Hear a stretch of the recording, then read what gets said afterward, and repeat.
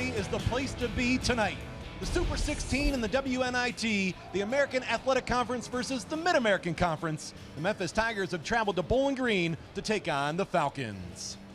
Good evening, everyone. Thank you for joining us alongside Samantha Momeyer. I'm Brad Woznicki. For these two teams, they are meeting for the first time all time. And for the Falcons and the Tigers, they get it done with defense. Bowling Green last time out on the road against Green Bay held Green Bay to just 51 points, while Memphis on the season only allows 60 points. And Brad, Monday was Bowling Green's first ever time getting a WNIT road win in school history. And Memphis, just like Bowling Green, is their only team left in the respective conference playing in the postseason. And Allison Day had an efficient performance last time out for the Bowling Green Falcons, playing in her only season with Bowling Green after transferring over from Loyola Chicago. She was 12 of 16 from the floor, having a career best with her offensive numbers. It's obvious that Day has made an impact as soon as she got into a Falcons jersey. She's averaging over 13 points and 5 rebounds a game, and most recently coming off a double-double with 25 points and 10 rebounds. From one veteran to another, how about Jamira Schutz for the Memphis Tigers? 115 career games. She's coming off her third straight game with 20-plus points. Schutz plays with a lot of confidence, and she's confident from all over the floor. The attention she draws to herself really allows the rest of her teammates an opportunity to score. This season, Schutz was even named All-Conference Second Team Honors.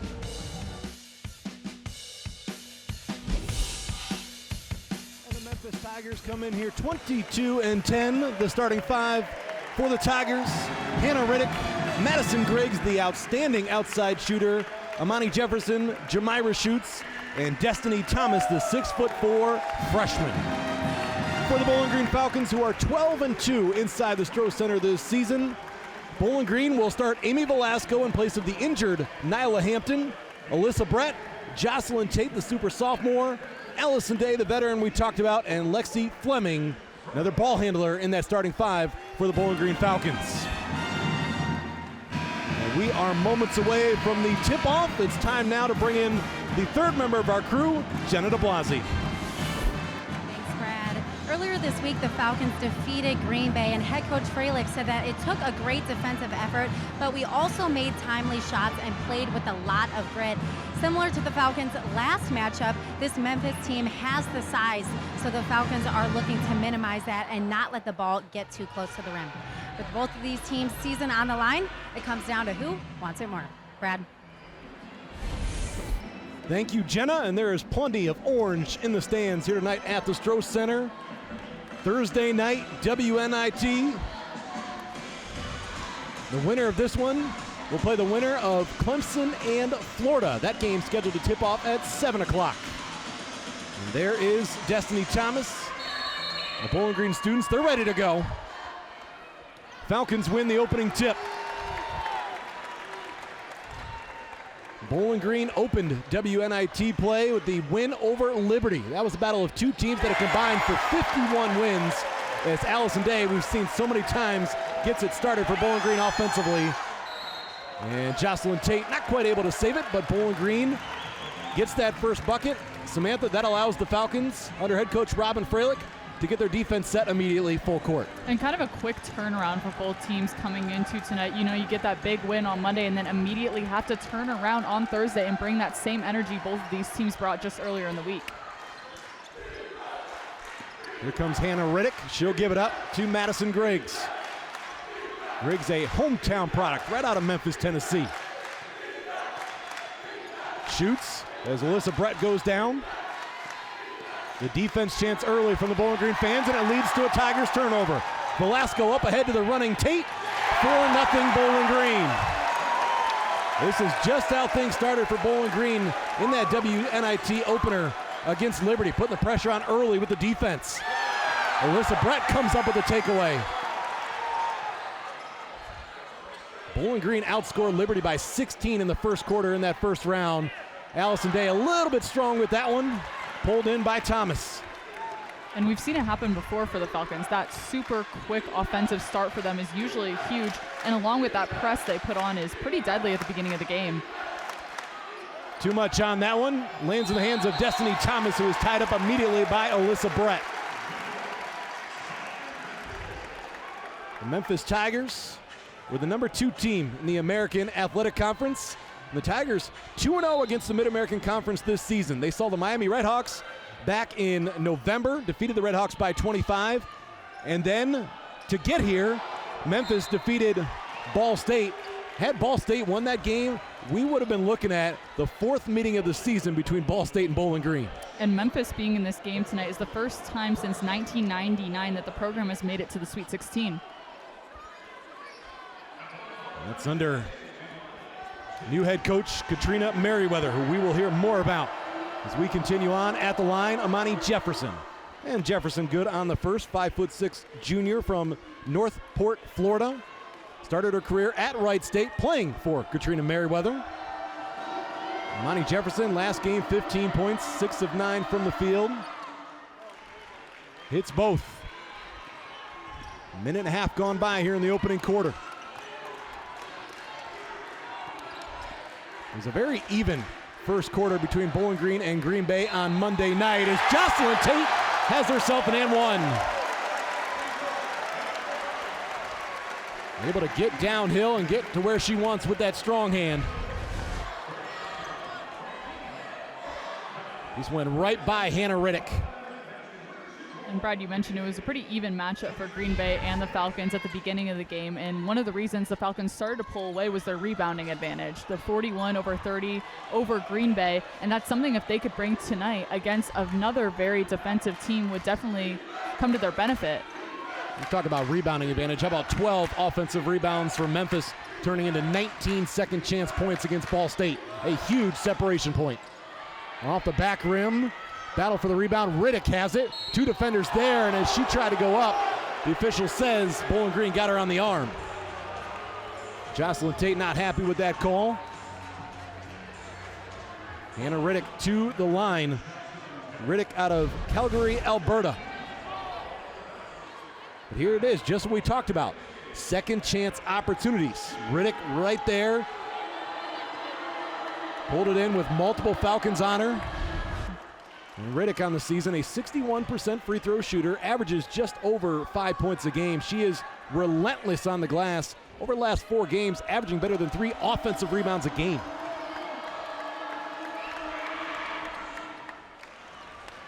Back to a 2-point ball game.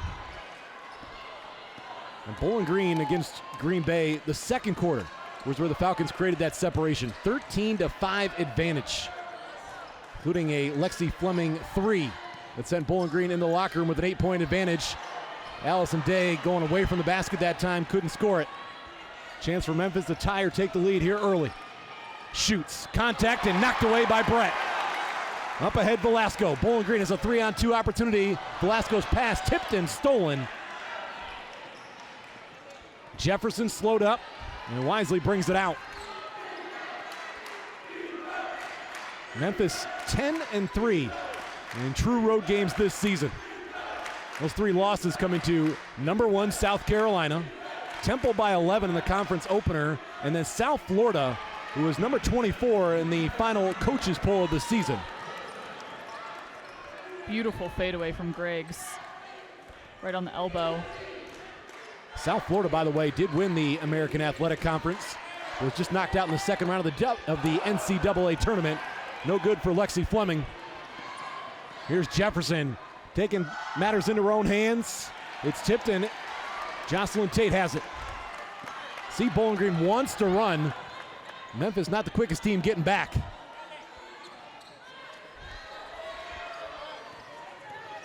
Day turns off glass and it rolls off. You want to see Day, though, continue to be aggressive, and Robin Freilich's going to make an early move, sending Sophie Zekin to the scorer's table. Riddick against Day, got it up, and it's Hannah Riddick going back to the line.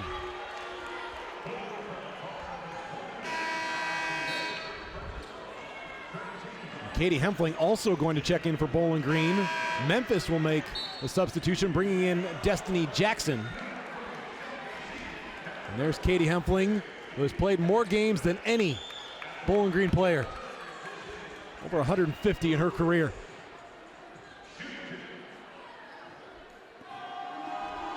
Hannah Riddick, her father, Eric, He's a football player at North Carolina State. Also was an all-ACC long jump champion. She was a multiple sport athlete in her high school days.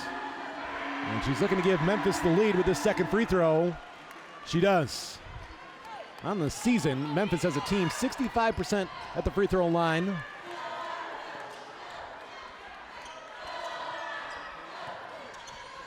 Brett.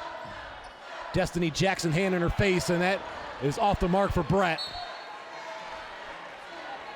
And Brett's just trying to shake that one off as she goes down the floor. And you can already tell from how back and forth this game is so far. We're going to mention it probably a million more times throughout the broadcast, how defensive this game is going to be for both of these teams. Steal after steal, just back and forth, very quick paced. Shoots, got Brett in the air, it's short. That's the matchup you pay to see, Alyssa Brett and Jamira Shoots. Off a quick step there from Jocelyn Tate.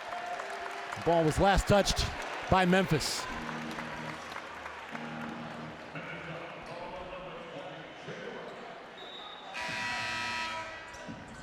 And Shelby Brown will make her first appearance. Spent the last couple of seasons at Northwest Florida. And right behind Brown is Jada Wright.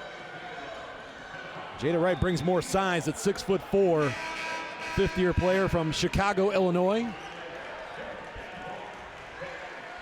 there's Olivia Hill for the Bowling Green Falcons, 6-foot junior.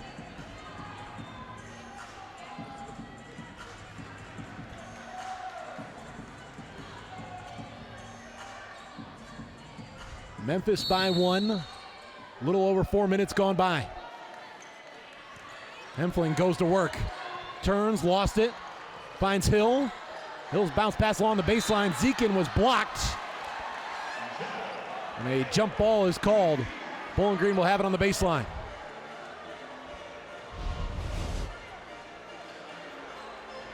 It's a good find by Olivia Hill, but again, you're going up against some trees there for Memphis. Velasco with the left hand, no. Zekin. And Sophie Zekin had both hands on that ball while Jada Wright had a piece of Zekin's arm.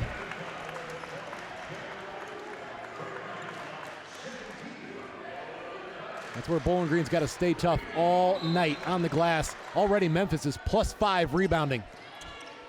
3 baseline out of bounds, back to back to back. Inside to Zeke, and she's got great position. Being bodied up and a foul. Sophie Zekin earned that whistle. And exactly what we just saw is something that the Falcons can use to their advantage tonight is fouling. For Memphis, having some troubles underneath the hoop, because you're going to see a player like Wright pretty much just guard underneath the basket. So if there's a way to get around or draw that foul. Sophie Zekin, 4.5 points a game, a 58% free throw shooter. She averages 13 minutes a game off the bench. Robin Freilich has seen Zekin improve her scoring average, her field goal percentage, her rebounds, and her minutes. Can't hit the second. We're tied at 7, almost midway through this first quarter.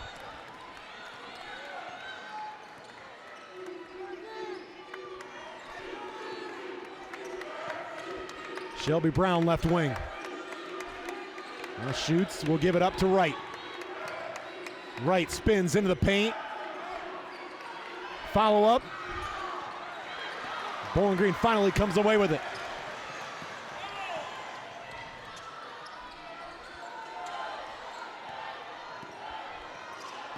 Hill put it on the floor, a reach in from Shelby Brown. 4th team foul for the Tigers. And we have reached our first media timeout. 4:38 left first quarter. Bowling Green and Memphis tied at 7. Jocelyn Tate finding Allison Day to get it started for Bowling Green. And then the Tigers answering back. The pull-up for Madison Griggs. WNIT right here on ESPN.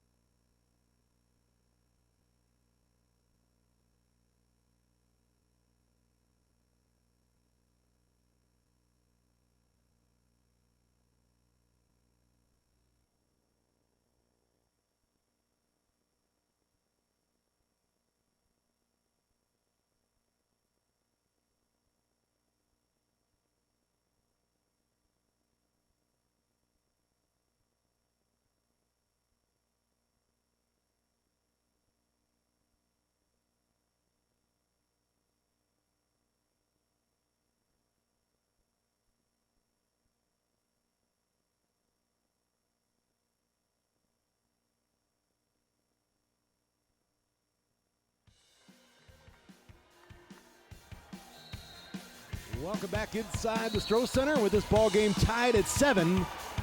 Let's bring back Jenna DeBlasi. Earlier this week, BGSU's head coach Robin Freilich described that all preseason and all season you talk about March, this month being a huge part of the season, but now we're here. So we are going to enjoy this because we have worked so hard to get this opportunity and for both programs to find so much success during their respective seasons and for the seniors to have yet another chance to play, especially for the Falcons in front of a crowd like this on home court, is really a cool moment here in the Super 16. Thank you, Jenna. Robin Freilich, see what she accomplished during her time at Division II Ashland. Earned the opportunity to be a Division I head coach.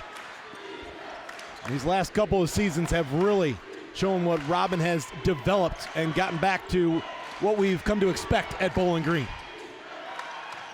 From the corner, that's a 3, and it's off the mark. Rebounded by Tate. Jocelyn Tate trying to push the tempo. Shelby Brown trying to stay in front. It's Tate's bounce pass right into traffic and turned over. Bowling Green fans there were looking for Tate to shoot the basketball, and now Tate has just picked up her second foul. Olivia Hill will check in along with Amy Velasco. I have a feeling we're going to see a lot of mirrored substitutions for both teams going into each possession, honestly, changing it up. Bowling Green's 15 foul. Memphis has 4 as well. Destiny Jackson, 60% free throw shooter. She was a starter at one point for this team from December 8th to January 3rd, but has since come off the bench. Her season high is 14 points. She averages a little over 4 a game. Jackson the second. Memphis by 2.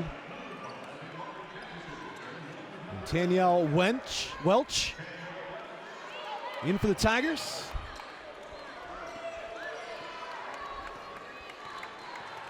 Less than 4 to play, first quarter.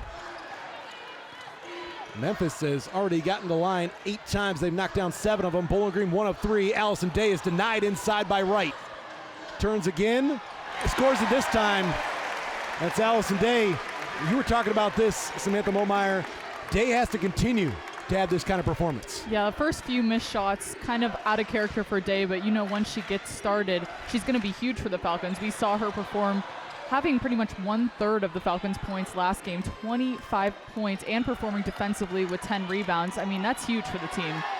Knocked away for a moment from Amani Jefferson. Down to 5 in the shot clock, and Bowling Green students were going with the early shot clock call. Memphis heaves up a 3, and it goes. How about that? We're going to have to see that last 3 again in a moment here. With under 3 to play first quarter, it's Brett giving it up Velasco. Hill. Brett, 3. Unable to tie up the ball game. That last 3, by the way, was the first of the game. Looks like a trick shot. Memphis only shoots from beyond the arc at 30%.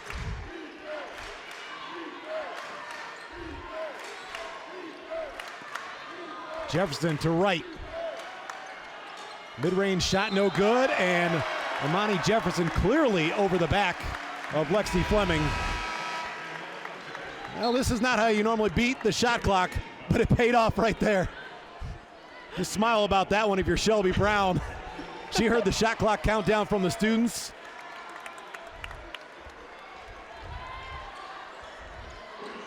And it's Lexi Fleming at the line.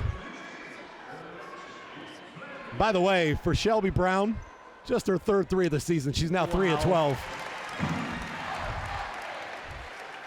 And Lexi Fleming on the season, a 76% free throw shooter, averages almost 9 points a game. She's had a dozen points in each of the first 2 WNIT games. Gets the Falcons to within 1. And stepping over the line, Shelby Brown on the inbounds. See if Bowling Green can take advantage as Jamira shoots. We'll check in for Shelby Brown.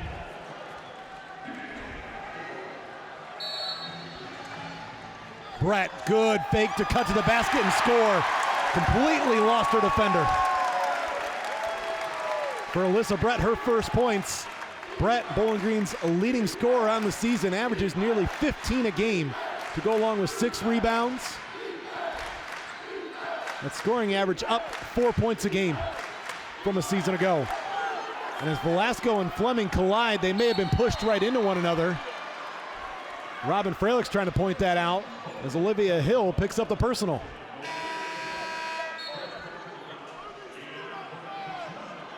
Madison Griggs and Lynetta Williams on the floor for Memphis now.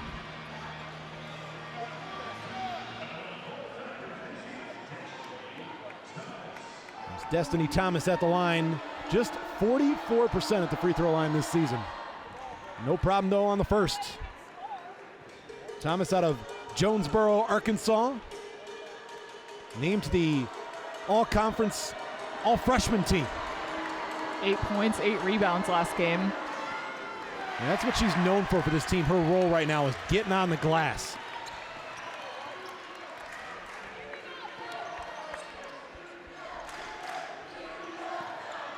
Here's Brett up top, guarded by Jefferson.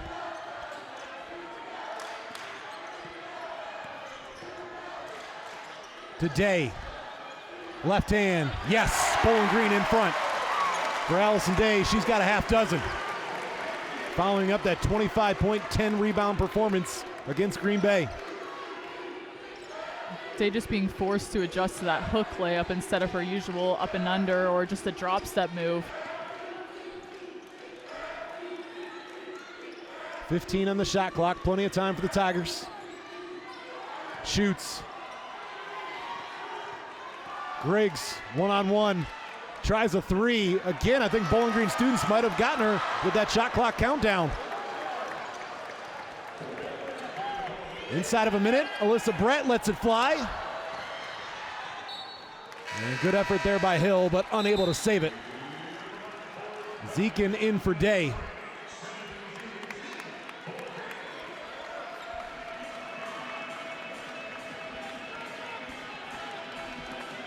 Well, a different start to this game for Katrina Merriweather's Memphis Tigers. Last time out against Ball State, Memphis started the game on a 20-0 run. Held Ball State scoreless for the first 6 minutes. As Bowling Green looking to add to their slim lead, you get the block as Hill was going up. That's all ball from Schutz.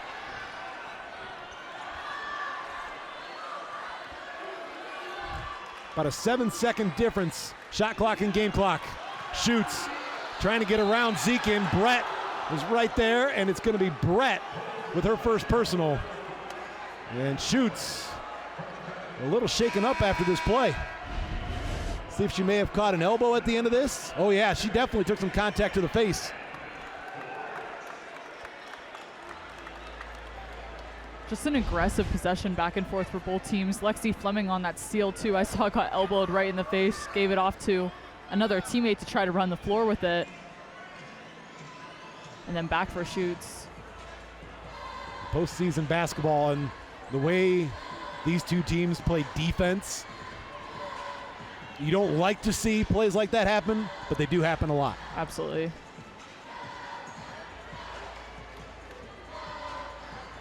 And Jamira Schutz trying to signal that she's okay. There's another look. And they're going to check her out on the bench and bring in Destiny Jackson. And she took contact to the face multiple times there. Tigers 8 of 10 at the free throw line so far in this first quarter. Off the mark.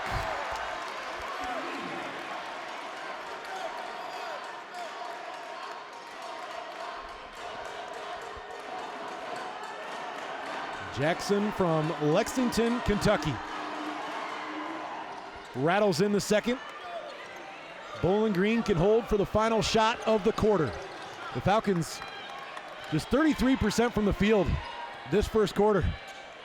Hasn't been pretty for Memphis either. The Tigers just 15%, but they're staying right in it by getting to the charity stripe. Down to 6. Fleming. Now Velasco, corner, 3. Zeke in, got it up, and it rolls off. Would have counted had it gone.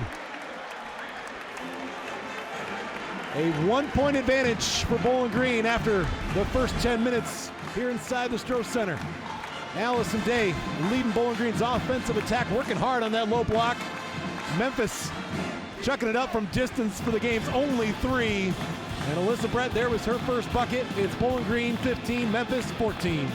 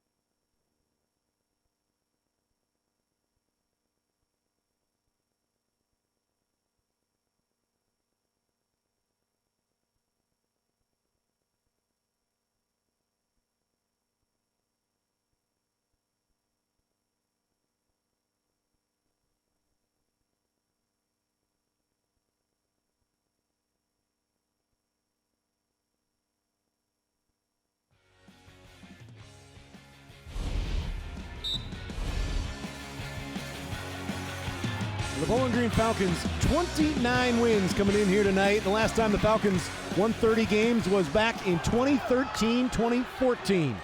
And while the Tigers coming in here 22 wins, their first 20-plus win season since 2011-2012.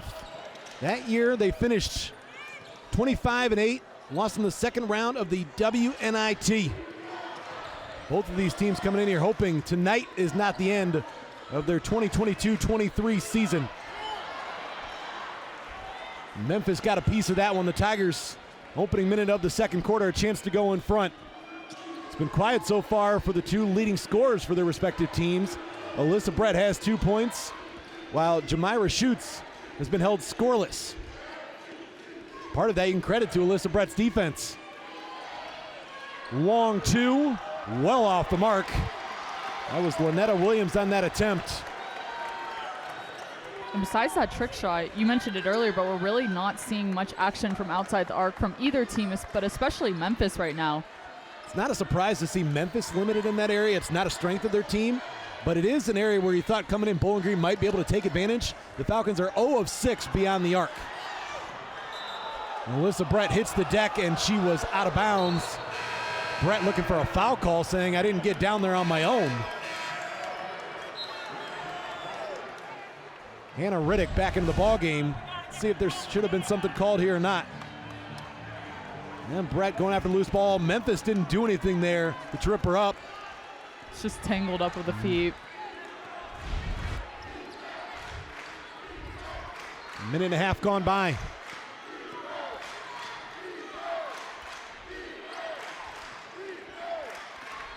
Memphis is just 2 of 15 from the field, but 9 of 12 at the free throw line. Shot clock winding down. Jackson using her arm there against Lexi Fleming. Surprised that wasn't called an offensive foul. It's Velasco finding Fleming. Brett passes up the three, the runner. And trying to get around Brett was Amani Jefferson, and that's number 2 on Brett. So Brett's got 2, and Tate's got 2. And Robin Freilich's going to be looking for more good minutes from Olivia Hill. Now you're going back to the situation that we saw in the Mid-American Conference Tournament semifinals against Ball State, where both Alyssa Brett and Jocelyn Tate, again in that game, were in foul trouble. And it's not something that this early in the game you can risk, keeping them into the game. It's really just a matter of having to take them out and deal with the consequences later if there are any. But the Falcons are a team that can count on their bench, and that's something that they're going to have to do right now. And who stepped up when those two battled foul trouble in the MAC tournament semifinals? Olivia Hill, 6 points, a season best for her in 13 minutes. Lexi Fleming fouled going up the floor. First foul of the quarter called on the Tigers, much to the delight of the Bowling Green faithful. Bowling Green so far with 3 takeaways.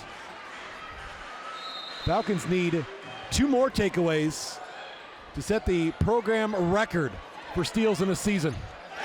3, Lexi Fleming, Bowling Green's first. And for Fleming, she's coming off 4 of 8 beyond the arc against Green Bay. Just hit her 48th 3 of the season, shoots it at 32%, and Memphis can't answer on the backside. That's an offensive rebound for Thomas. See what the Tigers do with the fresh 20.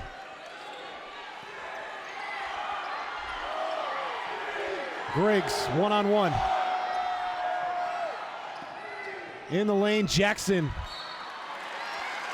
Last touch by Memphis. Zekin in for Day. Continue to see that rotation of Hill, Zekin, and Day. And right now leading this win for the Falcons is Alliston Day. She has 6 points. Lexi Fleming not too far behind, and recently with that 3 has 5 points. On their side for Memphis, it's Riddick who has 3, tied up with Jackson and Brown, who also have 3. What you're doing is giving Hill, Zekin, Day a chance to catch their breath, get right back in, and just continue to battle with the size that Memphis has.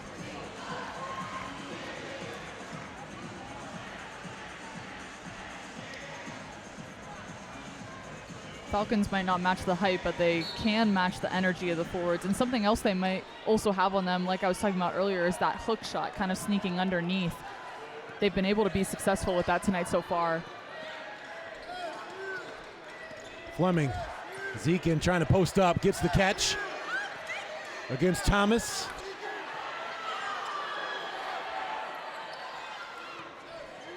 Over to Hempfling, lines it up, just off the mark, but there's Velasco for the offensive rebound. Amy Velasco did it with her assists in the last game, 11, a career high. Lexi Fleming heating up, give her 8 points for the ball game and 2 triples.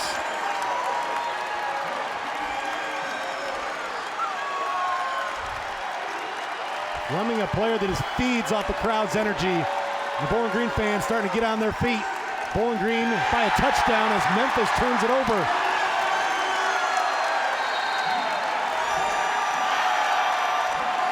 This place has erupted. Nyla Hampton's loving it. Bowling Green by 7, 6:03 left in quarter number 2. Lexi Fleming, no hesitation.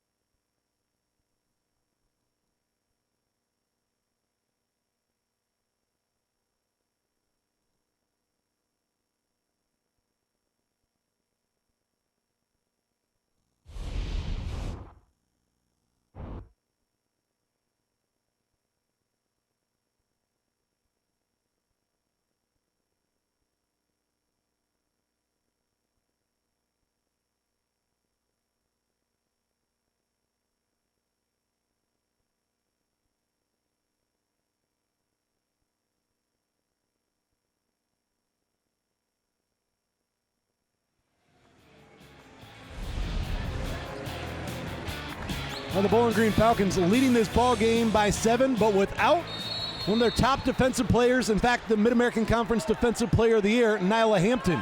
See what Hampton has done in her 3 years at Bowling Green. She only needs 6 more steals to become the all-time leader at Bowling Green in career steals. Holds the single season record with 99, but in a walking boot tonight. She was injured in the fourth quarter against Green Bay. It looked like an ankle injury. Didn't practice at all leading up to this one. Unable to go tonight, but I'll tell you what, Bowling Green doing the job defensively still without her. And that's not easy to do with just how much Nyla Hampton has meant to this team. And once again, we mentioned it earlier, but really just the bench stepping up for the Falcons right now. Everyone that is sitting there is contributing to the game right now, whether it's on the offensive end or whether it's on the defensive end. You're not just talking about the defensive game for Nyla Hampton. She averages better than 10.5 points a game. Her assist numbers, better than 3 a game. The amount of things that she does just to create havoc at one end and opportunities for her teammates at the other can't go unnoticed. Not a leading scorer for the Falcons, but definitely someone that still gets on the board and produces numbers, but she's really more of that role player. Everyone knows her name because she's playing every single other role. Memphis has yet to score here in quarter number 2. Bowling Green on an 8-0 run. Griggs fading away. It's waved off. She walked. Turnover number 8 for the Tigers. They average about 15 a game. Bowling Green forces 21 turnovers a game. The hesitation on the shot, too. I think Griggs knew she traveled. That's Griggs, who's always looking for space for her outside game, just hasn't been able to find it. And Lexi Fleming comes up short on that 3. Bowling Green by 9 as we near the midway point of quarter number 2. Brad Woznicki alongside Samantha Momeyer, and joined on the sideline by Jenna DeBlasi. Our director tonight, Brandon Walters. We thank everyone for joining us on your Thursday evening. Olivia Hill, a little too aggressive out high. Now has her second personal. Memphis has tried to do that. Anytime Bowling Green jumps out high on the screens, Memphis is trying to turn the corner, draw that contact. Both teams doing a good job of keeping their hands up on defense, but really just getting into each other with their hips. Into Jefferson. Jefferson couldn't score it. There's Thomas. It's knocked away from her, but right into the hands of Hannah Riddick. Riddick's got 5. It was almost like she handed it to her teammate over the shoulder. That's just the second basket for the Tigers inside the arc. They're 1 of 6 beyond the arc.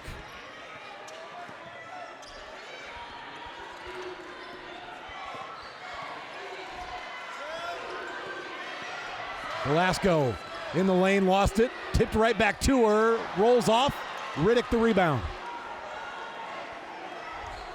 Memphis has got to be careful this lead doesn't balloon to 15 points going into the locker room. Bowling Green has just had a couple of shots, just haven't gone. But the chances have been there. And a foul on the floor. That's Bowling Green's 3rd team foul.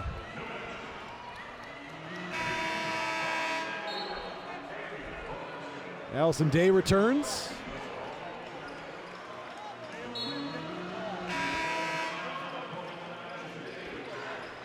And Jada Wright in for Destiny Thomas.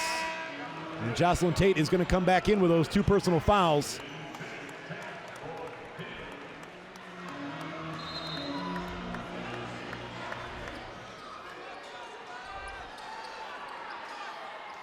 I think Robin Freilich recognizing right now that Bowling Green has an opportunity to create some more separation. Just going to have to rely on Tate to be smart. And Amy Velasco trying to push it up the floor, walked before putting it on the deck. Defense got right in front of her as she turned. That's Bowling Green's 4th turnover.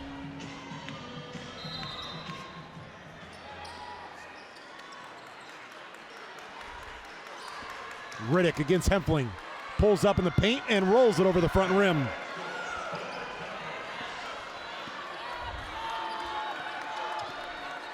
Riddick's got all 4 of the Tigers' points in this quarter.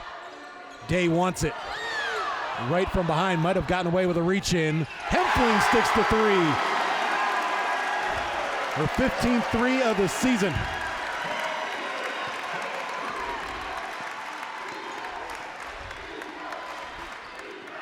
Bowling Green up 8, nearing 3 minutes to play.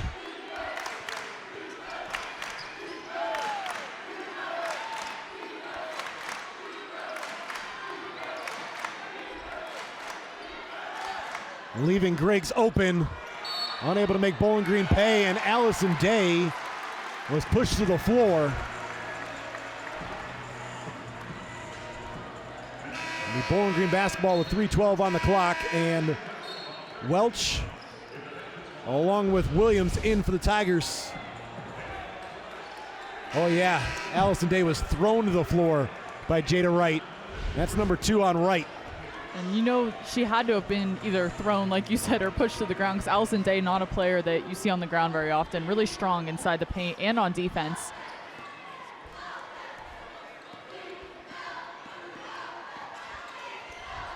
Here's Day putting it right back in the hands of Fleming. Bowling Green overloading that left side.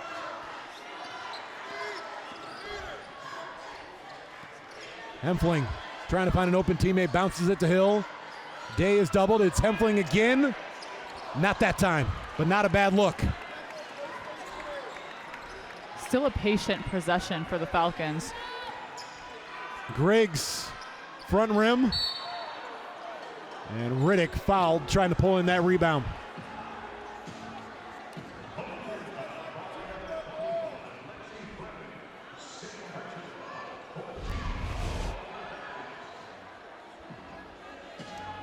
And Riddick got in great position for that board. She was knocked to the floor by 3 Falcons and her teammate Lynetta Williams. And Brett is back in with 2 personals, going to give Lexi Fleming a breather.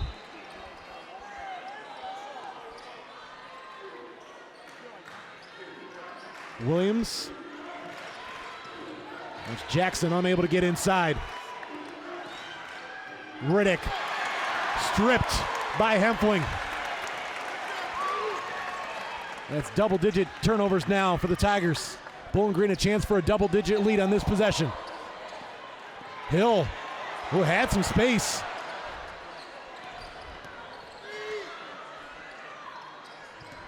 Day attacks Williams. Bowling Green by 10. Allison Day's got 8.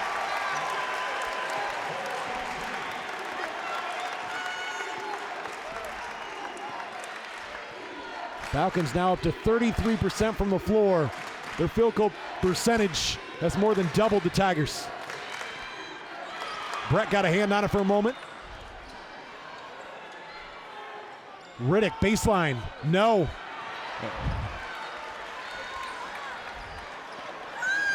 Velasco finds the trailing Brett. Day inside. Turns. Rims out. Everyone in the building wanted that one to go for Allison Day. Falcons would have been up by a dozen. Just over a minute to play first half.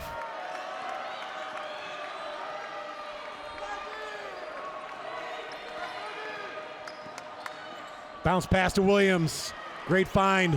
The assist for Griggs. That's what you got to do if you're Griggs. You're struggling to finish. Find your post players for easy ones. Especially when their post players have some height advantage right now inside the paint. You'd be thinking they'd be going to them more often. Day along 2, it's good. Allison Day, the first player tonight to reach double figures. Puts Bowling Green back up 10.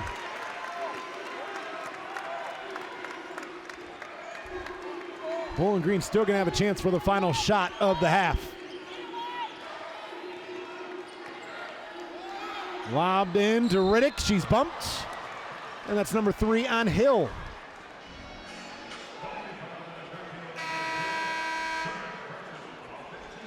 Zekin and Thomas in.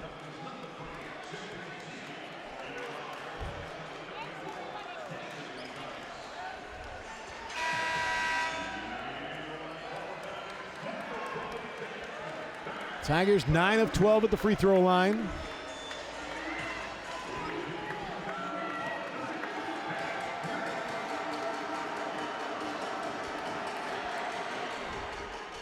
In and out on the first. It has been a frustrating offensive first half for Katrina Merriweather's squad. You still look up at the board and you're saying, you know, down 10, not all that bad.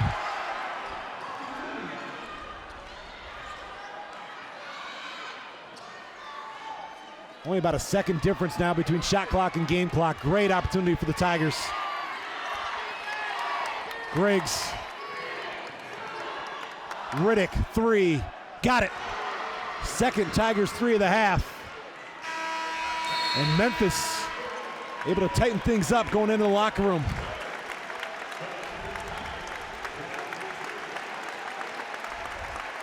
(30-23) your score at the break. Bowling Green outscoring Memphis 15-9 in quarter number 2. And Jenna DeBlonzi is standing by with Bowling Green head coach Robin Freilich. It was a physical and fast-paced start. What was working so well in the first? I thought we did a good job defensively. I thought once we settled in and kept them off the free throw line, I just thought we did a good job defensively, and offensively when we were patient, got the ball inside, some good things happened. You guys are up by 7 right now. What are you going to bring into the second period to keep that separation? We got to keep guarding and we got to keep rebounding. Absolutely. Thanks, Coach. Thanks, Brad. I'll send it back to you. Keeping it simple, Robin Freilich letting you know. Got to play defense, got to get on the glass if you want to have a chance against Memphis. After 20 minutes of play, Bowling Green leads the Tigers by 7. WNIT Super 16, the Falcons on top of the break.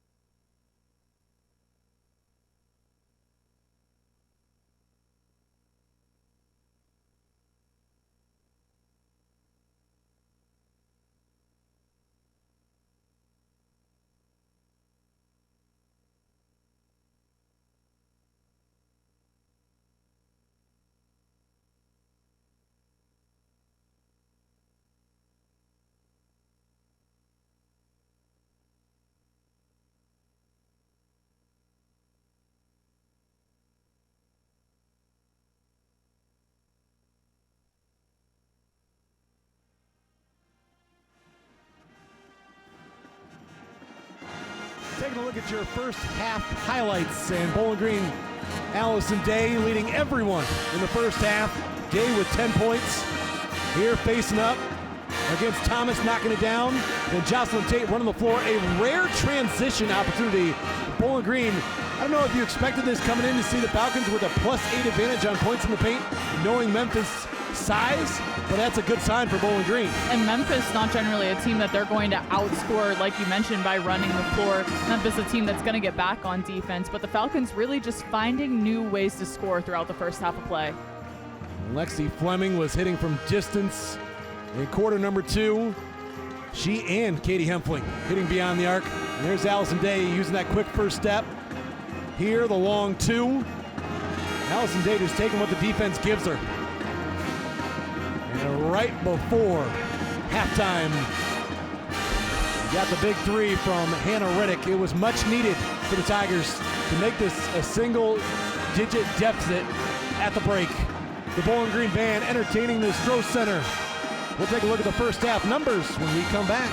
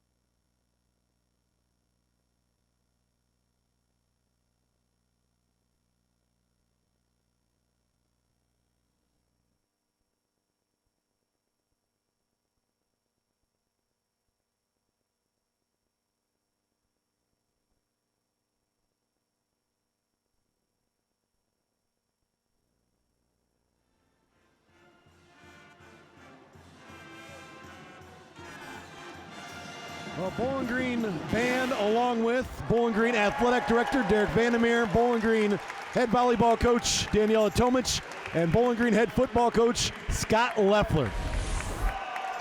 Entertaining the crowd, putting on a show. Got a little taste of that at the Mid-American Conference Tournament. Here are your first half numbers. Bowling Green, 34% from the field. Memphis just 21%. On the glass, Memphis a +9 advantage. We knew that was going to be a strength for the Tigers coming in. Three-point shooting hasn't been a strength for either team, but Bowling Green got their three-point shooting going in quarter number 2 after starting 0 for 6. The Falcons hitting 3 of their last 6.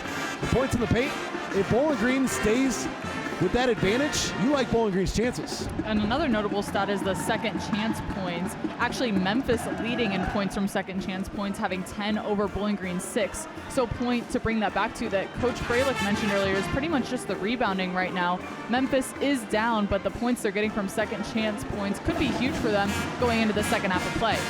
Taking a look at some individual stats we mentioned earlier, but Day really just dominating right now for the Falcons. She has 10 points, 4 rebounds, 1 assist.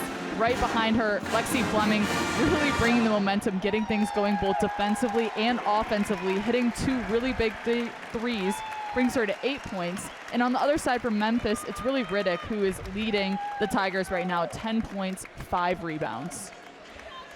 Those are your first half numbers. When we come back, we'll tell you more about how Allison Day and Jemira Schutz have done in this ball game. Two very different stories for those two in the first half.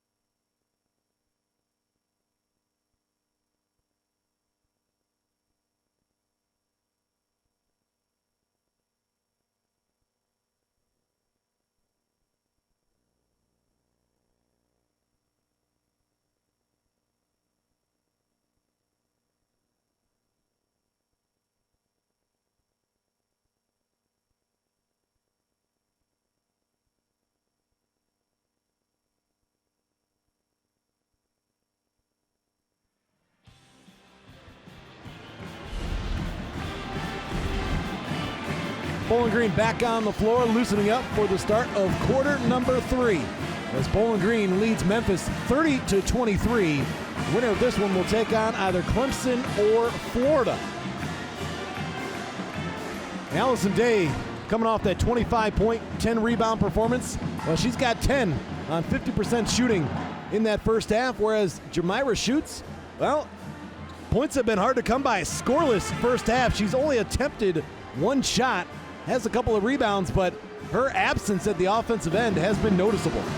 Absolutely, and Schutz a player who's averaging over 15 points a game to go a whole first half of a basketball game without scoring. I mean, that's obviously making an impact on the Memphis Tigers right now. Schutz playing just 8 minutes in that first half.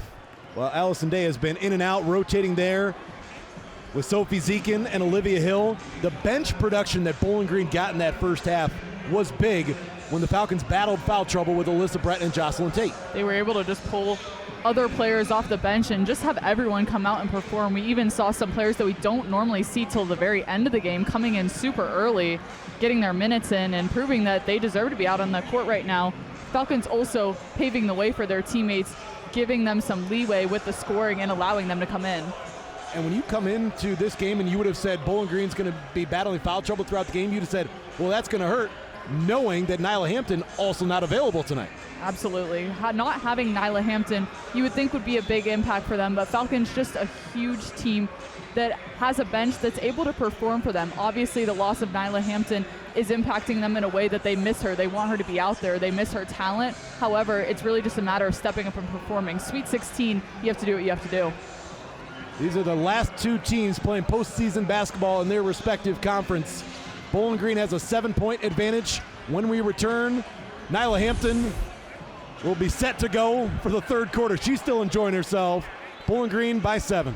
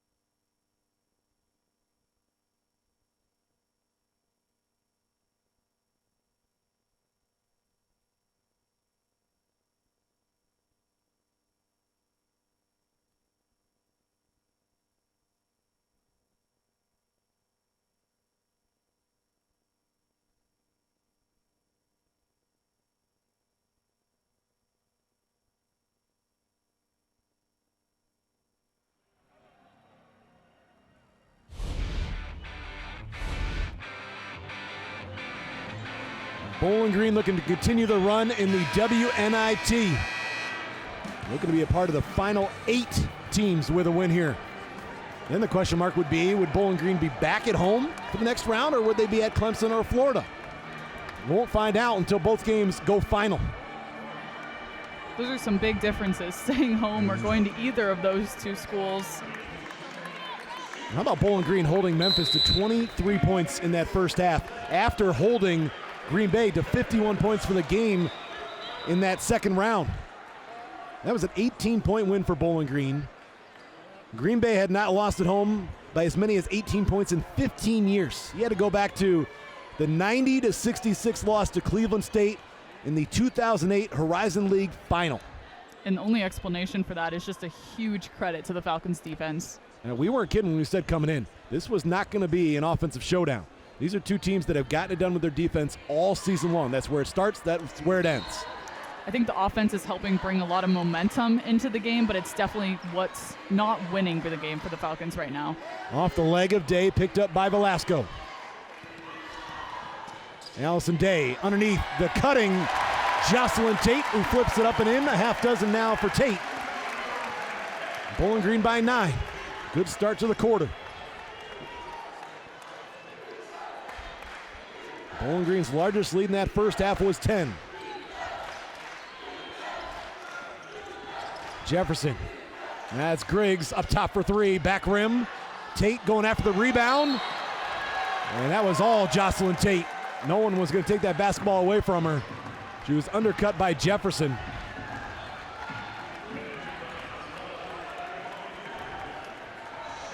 Still made sure Jefferson was okay as she kind of fell right on top of her. Good sportsmanship there from Tate, who now has 6 points, 4 rebounds. Tate does have a few double-doubles this season. Could be in for number 4 tonight in Bowling Green's biggest game. Day out to Velasco. Brett, catch and shoot. Yes! Bowling Green's got 4 triples. There's the first for Brett. That's just her second field goal. The timing is what you want from Brett, a very timely scorer.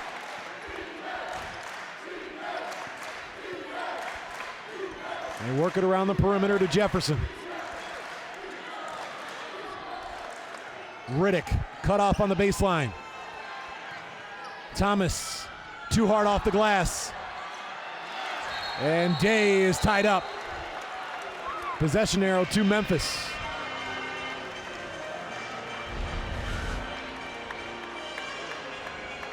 Look at this battle for the rebound. 3-4 players getting a touch on it. You play to the whistle out here. Fleming going up against Thomas on that shot too, being a part of that miss. Guard against the forward.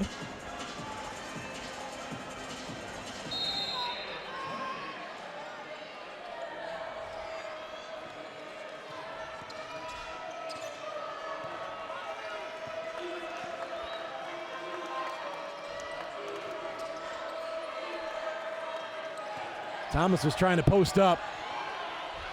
Down to 5. Jefferson. Offensive foul. Tate takes the charge. Tate understood the situation, got in great position. Jefferson was trying to beat the shot clock. Easy call.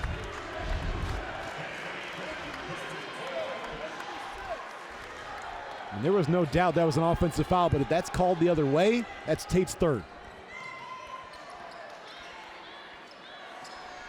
Here's Day.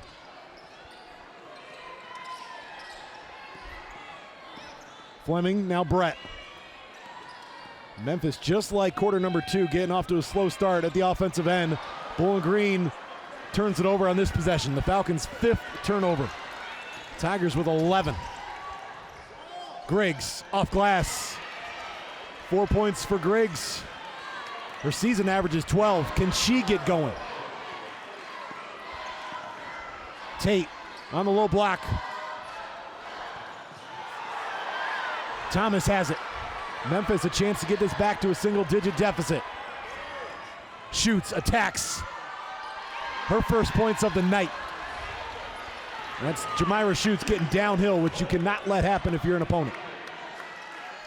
Inside, Tate got position, pump fake, scores, and one. Didn't need the pump fake, still sold it, and earns the free throw. Such a smart play for the sophomore. Waiting on that shot. Might as well get the extra point if you can.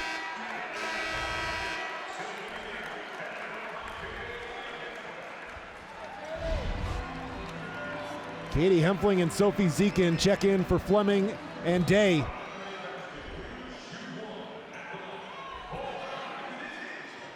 Great opportunity to get Fleming and Day some rest while Bowling Green's looking at a double-digit lead. And there's your score right now between the Gators and Clemson, 14-6. Almost midway through that first quarter. If you're just joining us, the winner of this game will play the winner of Florida and Clemson. Tate now has 9. And Samantha, I hope if Bowling Green comes out on top here, that game is played right here at the Stroh. Foul away from the basketball as Thomas just shoved Brett to the floor. And Brett gets up like, are you kidding me?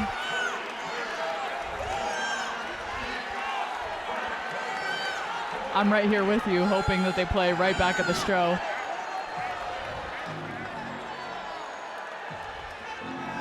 And the physicality of this game has been on display from the start. But keep your eyes on Alyssa Brett and Thomas moving forward here. And that was Shoots who actually knocked Brett to the floor. And I can understand that. Alyssa Brett, when she's guarding you, she's relentless. She's in your face the entire time. It can frustrate you. How do you handle yourself? Well, it hasn't been a pretty offensive night for Shoots. She hasn't found space. And there, she let her frustration get the best of her. Some intentional fouls right now could be a big loss for Memphis. And Katrina Merriweather getting her words in there with the officials. I think the replay on this could go either way. Yeah, is there going to be a flagrant called here? It is a push. She did push her with her hand. However, the way that the Tigers were looking away from Brett on that makes it look like it maybe wasn't intentional. If there was contact up around the neck and the head, then I would say this gets upgraded to a flagrant. But I think it's just going to stay an offensive foul, Bowling Green basketball, the personal on Shoots. However, it is something that the Tigers then will have to watch out for moving forward, because if that were to happen again, then I believe it would be called as an intentional. You can see right from the get-go as Shoots was trying to get position. Threw the arm a couple of times right here. And then right there. Yeah, Brett just not backing down, as she shouldn't. However, just a lot of contact. Well, while the officials continue to sort things out, Jenna DeBlasi had a chance to catch up with Memphis head coach Katrina Merriweather coming out of the locker room. Yeah, I just spoke with Memphis's head coach Katrina Merriweather, who told me that it's been an adjustment not having senior Jemiah Schutz on the court tonight. But she said that we've been down at halftime before, so we talked about composure in the locker room and putting more pressure on the perimeter and taking one possession at a time. And for Katrina Merriweather, she's trying to build something special at Memphis. First couple of seasons, she's been successful.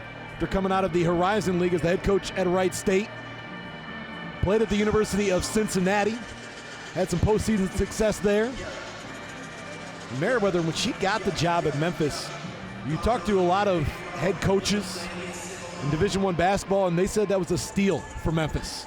The Mid-American Conference, Tricia Cullop took note of how good it was going to be for Memphis to have Merriweather as the head coach. And Tricia Cullop is one of the most respected coaches in the Mid-American Conference. Toledo winning the MAC title this year and advancing to the second round of the NCAA tournament before being knocked out by Tennessee at Tennessee. And Tennessee, let's be honest, that's a Storybrooke program built by Pat Summitt and still very successful. The MAC has been well represented. They had 3 teams in the WNIT: Kent State, Ball State, and of course the Bowling Green Falcons.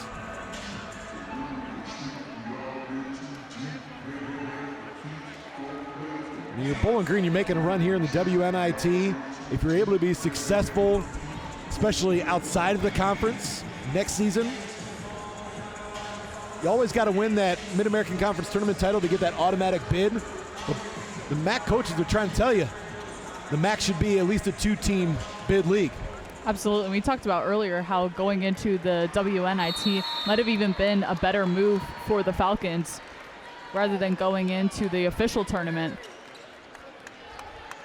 Bowling Green by 11, 3 minutes gone by in quarter number 3.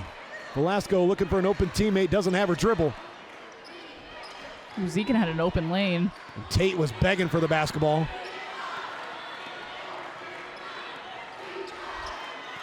Tate puts it on the floor.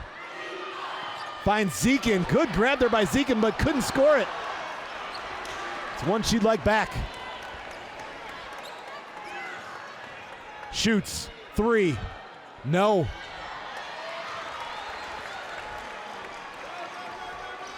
Tate's pass tipped and stolen. Great hands by Brown. Tate being smart about our fouls right now, too. It's Thomas. The freshman turns. Contact from Zekin. Sophie Zekin's first. And that's okay. Just number 1 on Zekin. Go make Thomas earn it at the line. Shoots less than 50% at the charity stripe. And Brett, you got to be careful with that swipe that you don't pick up your third. Memphis tonight, 9 of 14 at the line. Most of their free throws actually came in the first quarter when they were 9 of 12. And Robin Freilich noted that going into halftime when Bowling Green's defense stopped fouling. That improved the Falcons' situation. Bowling Green outscored Memphis by 6 in quarter number 2. Falcons sitting on a double-digit lead, 4 minutes into the third. Day to Tate. Tate attacks.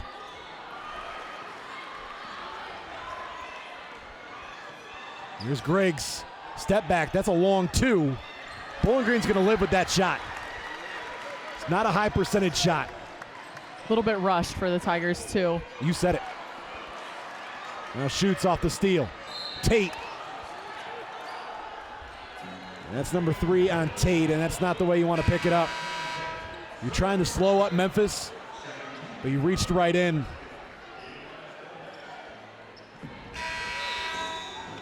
Velasco back in. Has to be hard taking Tate out of the game right now. She's doing so much for the Falcons that it's almost like, do you want to risk it with her in there right now, or do you pull her out and be safe? Right, because Tate's been one of the best at putting the ball on the floor and getting to the basket. second leading scorer with 9 points. Allison Day just ahead by 1. And you still have Fleming out there who's got 8 points with a couple of threes. Remember, Katie Hempfling had a 3 in that first half to help Bowling Green's bench production. Jada Wright turns. Short.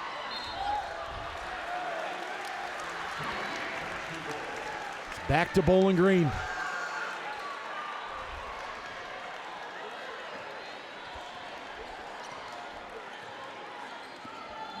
Memphis still just 22% field goal shooting, while Bowling Green at 36%. Falcons on the season, 44%.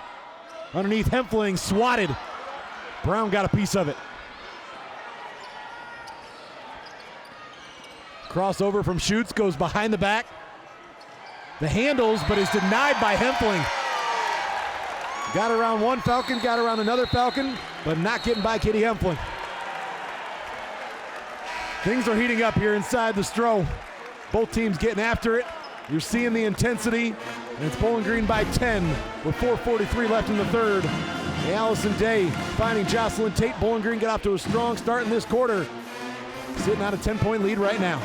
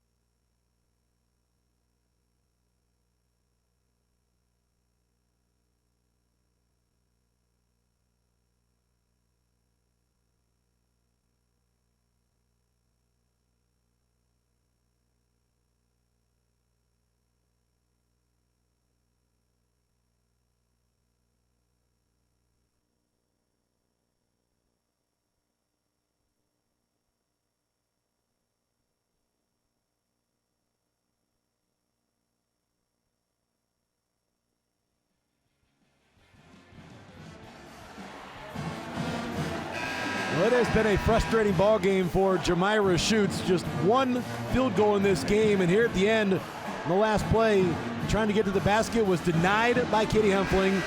Shows her frustration there, looking for a foul call, and then continued to show her frustration, leading to an unsportsmanlike call going into the bench. So Bowling Green's gonna have a chance to add to their lead with some free throws coming out of the timeout.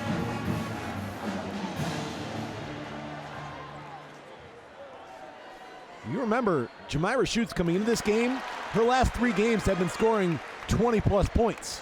In 23 against Ball State, 24 against Jackson State in the opening round of the WNIT. But just 2 points tonight. The Tigers are feeling the loss of her presence for scoring right now. Schutz averages 15 a game. Griggs averages 12 a game. The two have combined for 6 points tonight. Memphis really just struggling to find one person to step up on offense right now, which is kind of what they need. Just someone to step up and get it going. Riddick tried earlier. She has 10, but has been pretty quiet in the second half.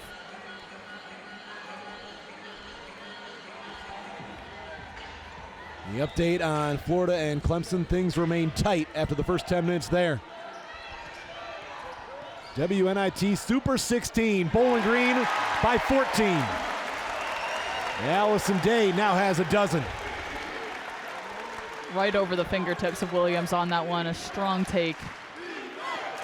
Day knows this could be her last time in a Bowling Green uniform. She doesn't want to go home. She wants another chance to play here at the Stroh.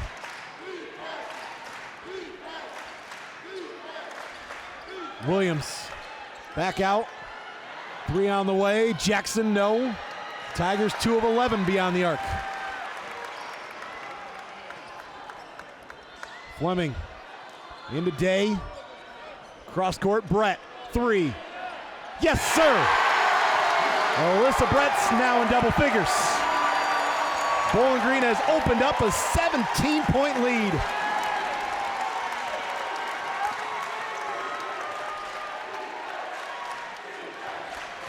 It's a 10-point advantage for Bowling Green in this quarter.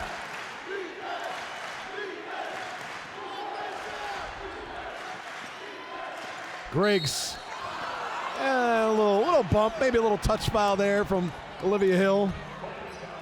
Hill's 4th. And Jocelyn Tate's headed to the scorer's table. It's just the switching off between Tate and Hill. Now, which one can stay on the floor longer right now? It's okay. They need the aggressiveness right now, so it's proving to work well for the Falcons.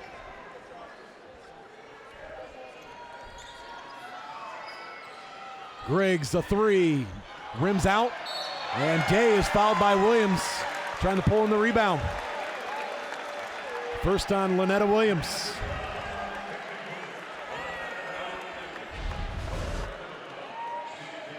Griggs just trying to get something going. I mean, 85 threes on the season. Has not hit one from distance tonight. She's had 3 threes in each of the first 2 WNIT games. And Madison Griggs, she's first all time in career threes at Memphis. 263. Also holds the single season record and the single game record. But as we've noted, it has not been Madison Griggs' night. Same story for Jamira Schutz. Allison Day, the first free throw good.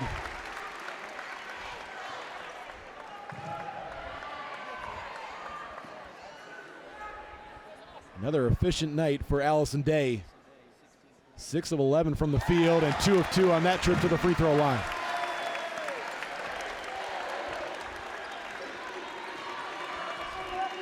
The lead is 19 as we approach 3 minutes left in the third. Picked up by Fleming on a pass right at the ankles of Brown. Good find up ahead by Fleming. It's Velasco to Brett. Staying hot, Alyssa Brett. This is all Bowling Green. To the basket, Amani Jefferson. That quiets the crowd for a second. And Lexi Fleming going up the floor. A little contact with Amani Jefferson. Here's Tate. Pump fake up, and it'll be 2 free throws for Jocelyn Tate. You're Bowling Green right now. You're seeing the frustration from Memphis. They're trying to be physical, trying to get in their heads a little bit. You just got to keep your head if you're Bowling Green and recognize you're leading by 20. Here's a look at that last 3 from Alyssa Brett. That was a no-doubter when she let that go. That looked pretty. Effortless. The arc on her shot the past few times has been just seamless. For Alyssa Brett, Bowling Green record, 58 threes in Mid-American Conference play. Brett's had a couple of threes in this quarter, giving her 90 threes on the season. She just passed Morgan McMillan for 3rd most threes all time in a single season. Single season record holder for threes at Bowling Green, Madison Parker, 98. Number 2 is Lauren Prohaska, 92. Prohaska, the all-time leading scorer at Bowling Green.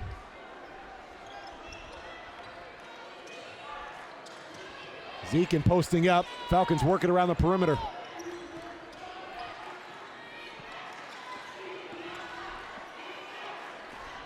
Tate drives hard, ran right into Riddick. It's Jocelyn Tate to the line for Riddick, her third.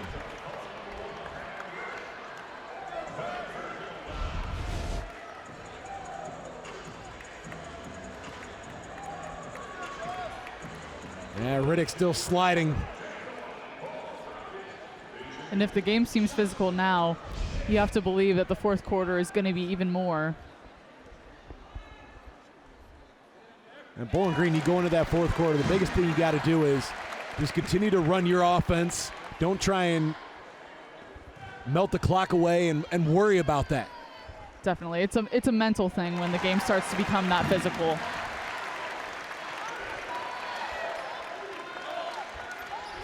Just over 2 to play in the third. 53-30, Bowling Green over Memphis. Offensive foul. Jocelyn Tate takes another charge.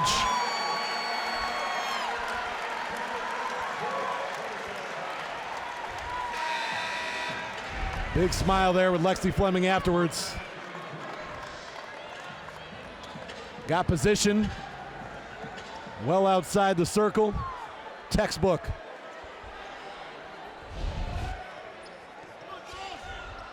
Tate dribbled it off her foot, still able to pick it up.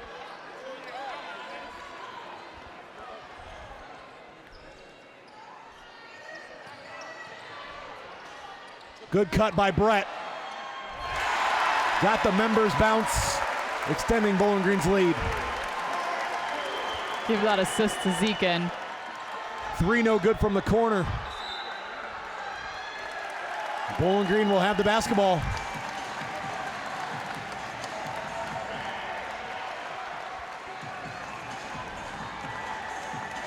A timeout has been called. Bowling Green, 7-point lead at the break, is up to 25 with 1:36 left in the third. I think the Bowling Green students love it.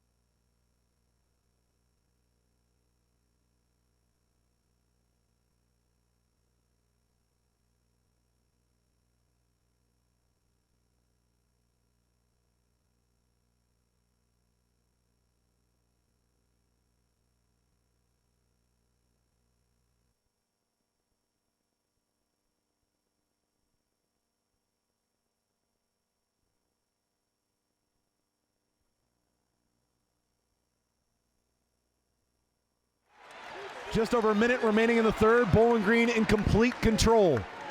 55-30. Falcons led 30-23 at half. Fleming up top 3. Offensive board, Jocelyn Tate. It's her 6th rebound. Also has 12 points. One of 3 Bowling Green players in double figures. Velasco bumped, taking it to the basket.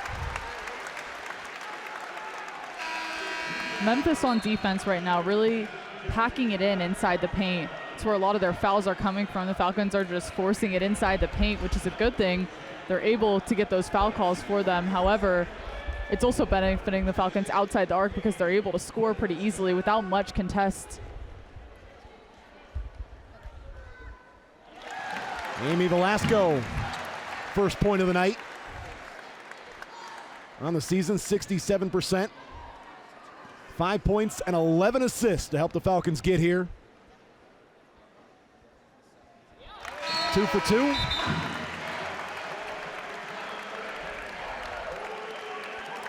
Tell you what, after the first quarter, you wouldn't have thought at this point Bowling Green would have the advantage at the free throw line.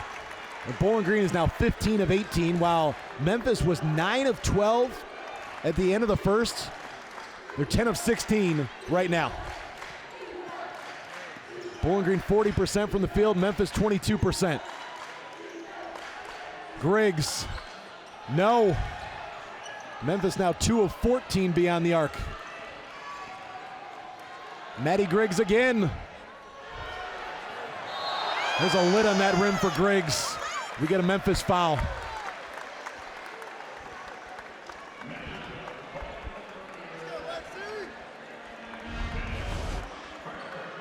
Good look from the corner right there. And then Fleming took a lot of contact from Welch. And that was Fleming's ball.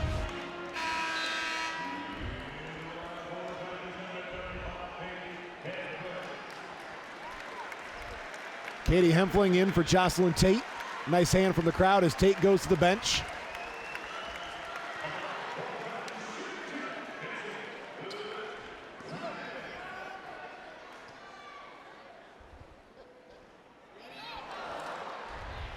That one hit every part of the cylinder but would not go down.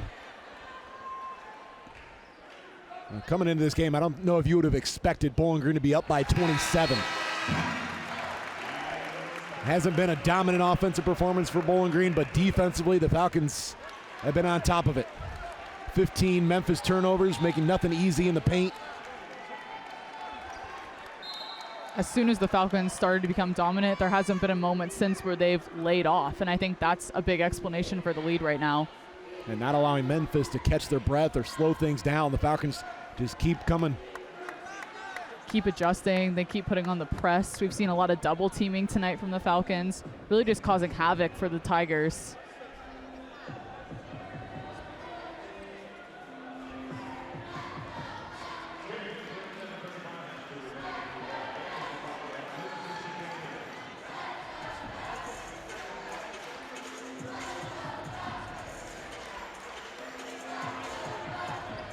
And Alyssa Brett is going to be subbed out with 24 seconds left in the quarter.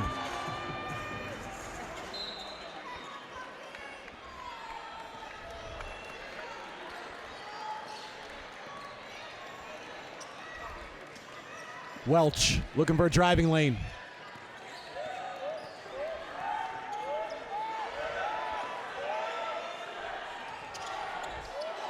Welch, free throw line, pull up. Final seconds. There's Thomas. And Thomas was hit with .9 on the clock. That's about the only thing that hasn't gone right for Bowling Green in this quarter. Just could not keep Thomas off the glass there.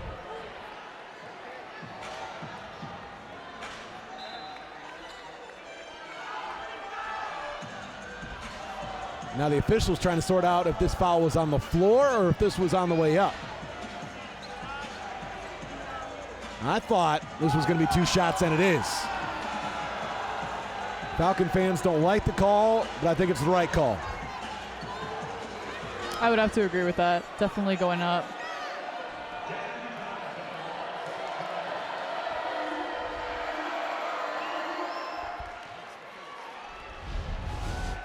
Three points, 11 rebounds for Destiny Thomas. You got another look at it, still the right call, I think. Time expires. 3 quarters in the books, and it's Bowling Green by 27. Bowling Green outscoring Memphis in the third, 28-8. The Falcons are 10 minutes away from becoming part of the final 8 in the WNIT. As Alyssa Brett heated up, one of 3 Falcons in double figures. It's all Bowling Green, folks.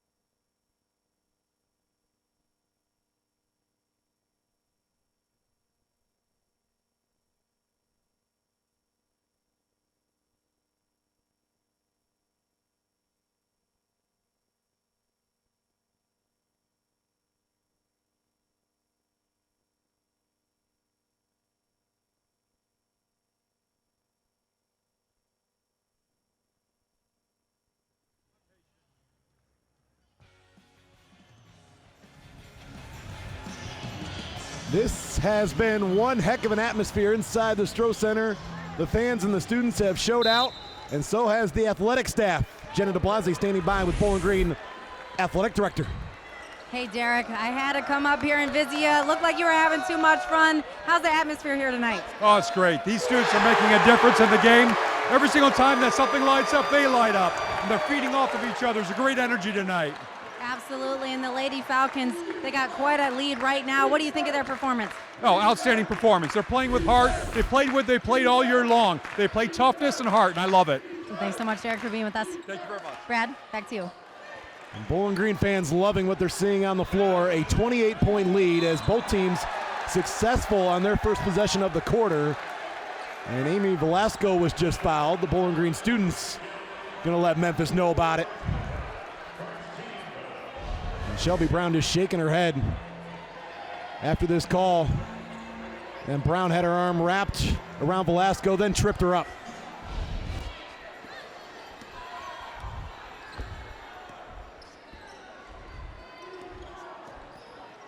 Here's Fleming, left wing. Fleming's got 9, along with 4 rebounds, 3 steals. Velasco blocked. Good play by Brown. Griggs underneath Shelby Brown. Tried to power her way up and draws a whistle against Allison Day. Second on Day. For Day, as much as she has to battle inside, might be a little bit surprised it's just her second personal foul.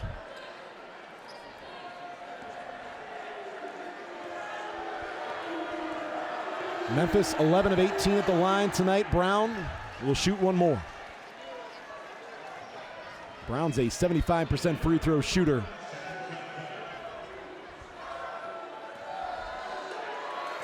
Right now, everyone's going to be keeping their eyes on that Clemson-Florida game. And everyone's going to be wondering, will Bowling Green be back at home for the next round? Alyssa Brett off the mark.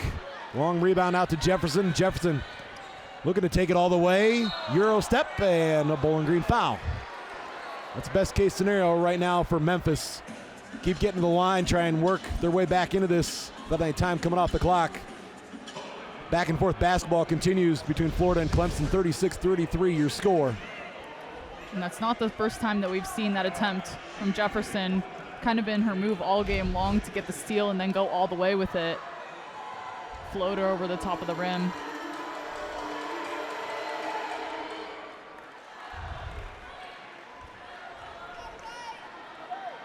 Five points, 7 rebounds for Jefferson.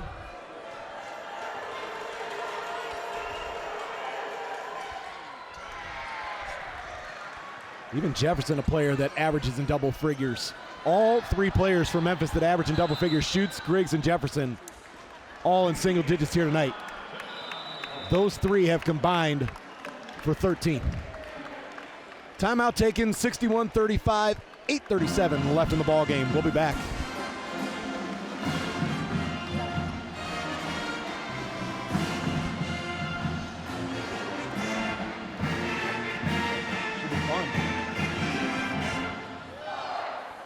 Yeah. That's what you gotta do. You just gotta have fun.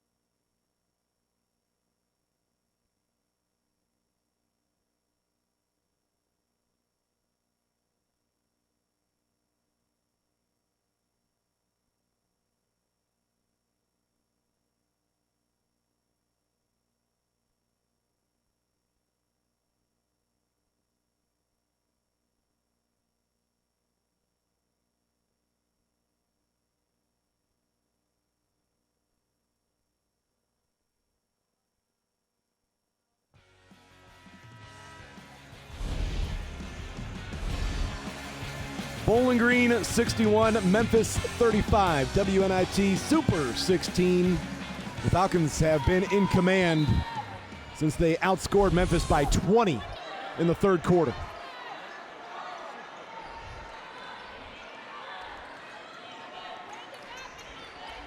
Bowling Green still shooting about 40% from the field, while Memphis has been in the low 20s pretty much the entire night. Shot clock winding down. Day had to get a shot up. Here's Maddie Griggs. It's the first time Memphis has been able to do that all game long. Griggs will give it up. It's worked over to Schutz. Shoots for three. Memphis has yet to hit a three in this second half. 0 of 8, and 2 of 16 for the ball game. And that's not a rhythm three. That's just seeing a little bit of space to trying to get something to go.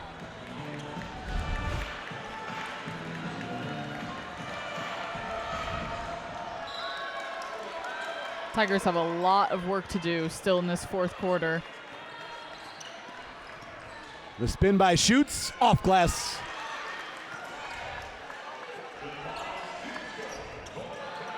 For Schutz, her second field goal.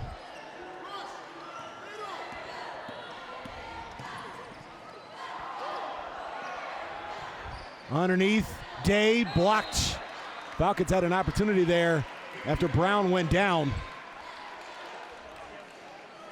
Good effort there by Jefferson, staying with the play.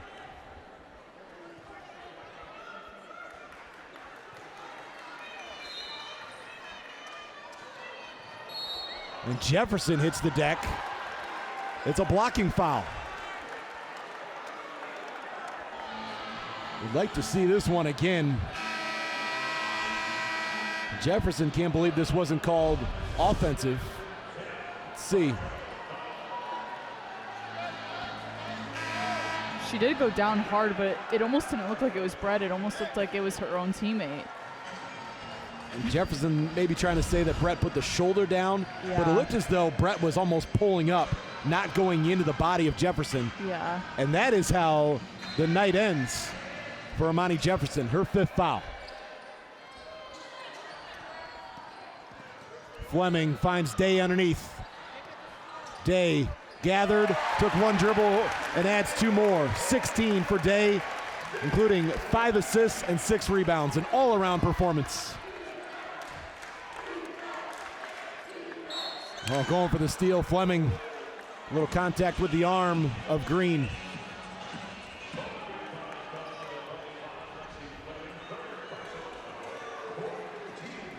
The defense that you saw for Bowling Green in the second half against Green Bay carried over into the second half of this one against Memphis.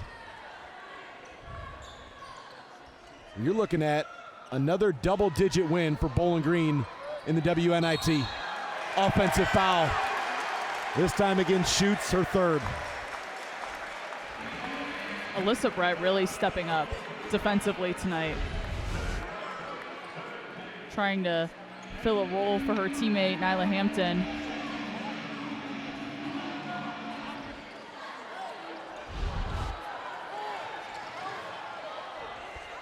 Three, Griggs. Tracked down by Jackson. 7 minutes to play. Griggs is blocked by Velasco. Falcons wisely slow it up and try and eat some clock.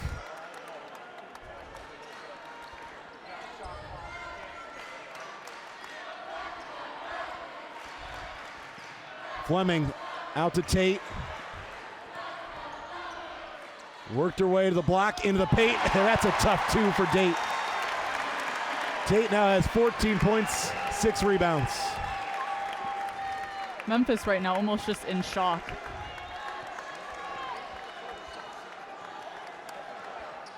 Unable to find any clarity right now on offense.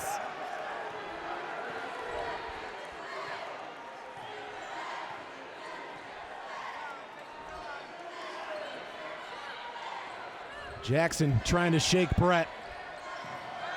Out of bounds, we're going the other way.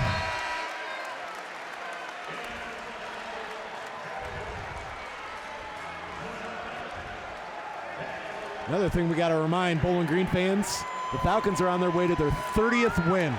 The last time Bowling Green had 30 wins, the 2013-2014 season. That may be the end of the night for Tate and Day. The two exit with 6 minutes to play. The two combined for 30 points, 12 rebounds, and 6 assists. Fleming, no-look pass to Zekin. It's Zekin to the line, and Fleming a little slow to get up. She might have gotten a little tangled up there inside as she got rid of it. Going down awkwardly.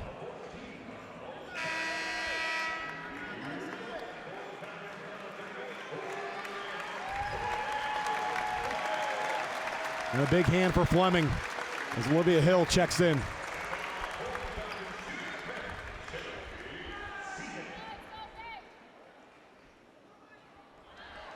Off the mark with the first. Bowling Green, just their 5th miss at the line tonight, 16 of 21.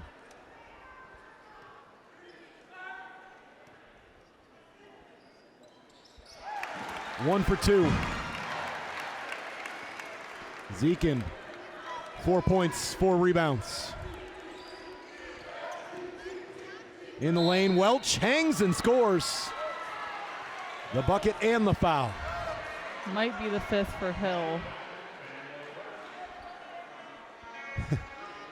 The night is not done for Jocelyn Tate. That is it for Olivia Hill.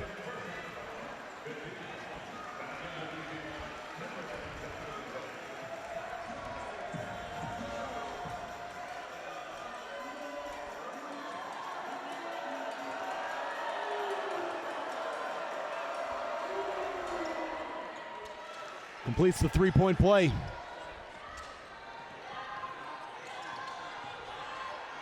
Velasco surrounded. Picked up by Riddick. Riddick's going to the basket. Spins off of Hempfling. Puts it up and in. Velasco again trying to get out of trouble. Hempfling up ahead and too much on it. Bowling Green's 11th turnover. Memphis not backing down here despite being down 24 with 5:19 to play. Tigers are going to battle for all 40 minutes.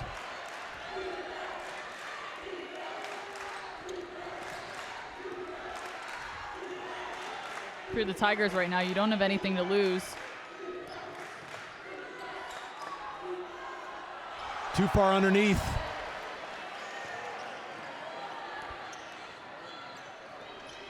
Velasco.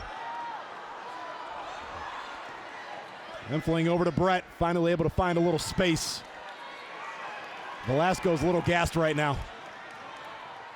Still gets in the paint, scores it with the left hand.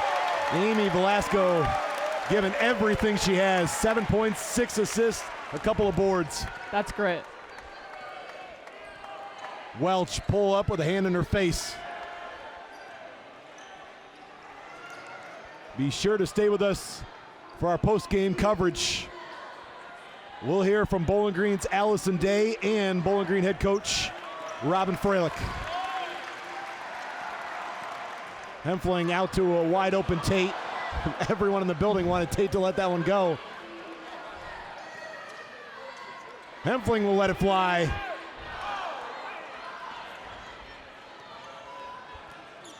Under 4 minutes. Shoots. Top of the arc for 3. 7 points for Shoots. About halfway to her season average. Zekin, deep position.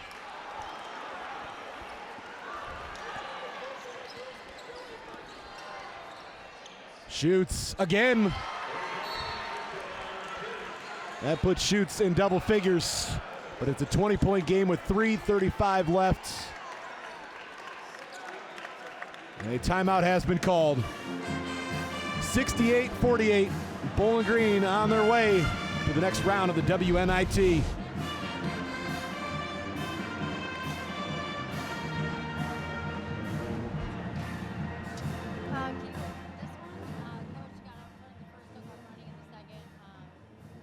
You're not interviewing, Coach. You have Allison Day. I have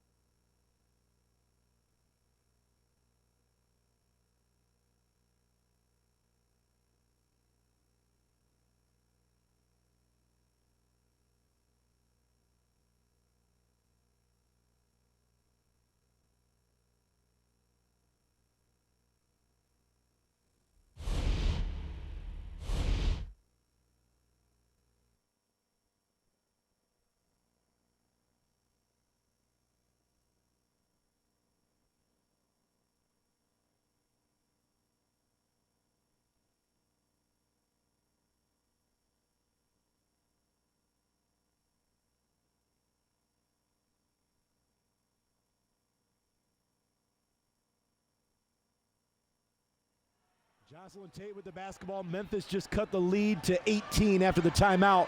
We've got less than 3 minutes to play. Velasco had it poked away, able to gather it. This defense has been relentless for Memphis over the last few minutes. They're going to make Bowling Green have to earn it. This game all changed in the third quarter when the Falcons outscored Memphis by 20. I don't know how many people expected that coming into the Super 16 of the WNIT to see that much separation. And Bowling Green led by 27 after 3 quarters.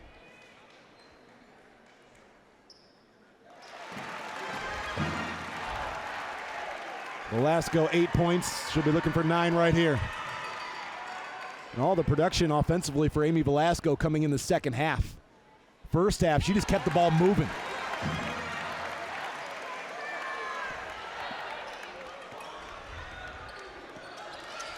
Pull up 3, Griggs buries it. Her first 3 tonight.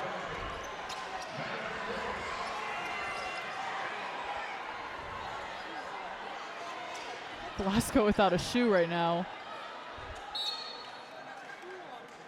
And the official recognizes. Amy Velasco comes back, gets the shoe tossed to her.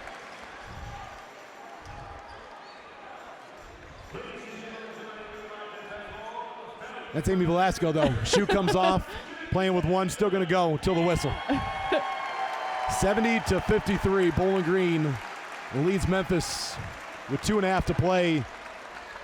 Falcons on their way to their 30th win, representing the Mid-American Conference here tonight. You can only hope, if you're a Falcon fan, that Bowling Green plays the next round here at the Stroh. Bowling Green will see the winner of Clemson and Florida next. Falcons defeated Liberty to get here in the first round, then Green Bay. It's a 1-point ball game. Florida on top of Clemson at the break.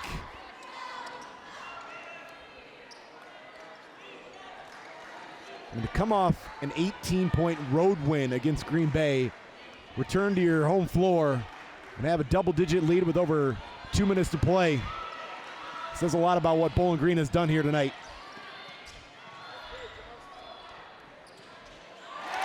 There's Day.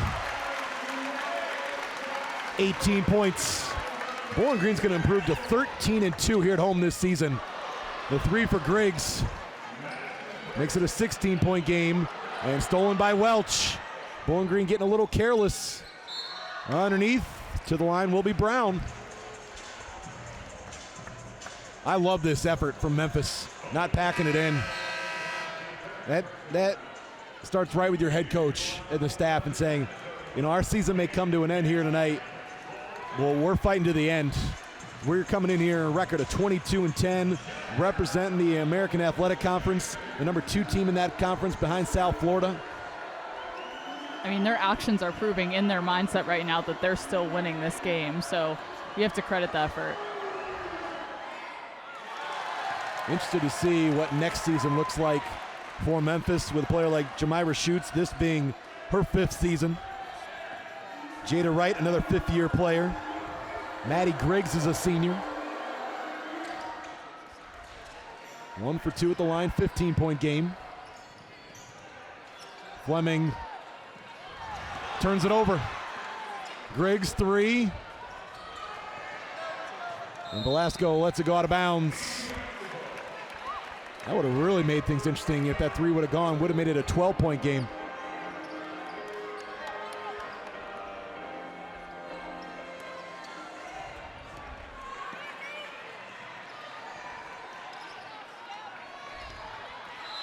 Fleming fouled from behind as Griggs tried to get the steal. First on Griggs.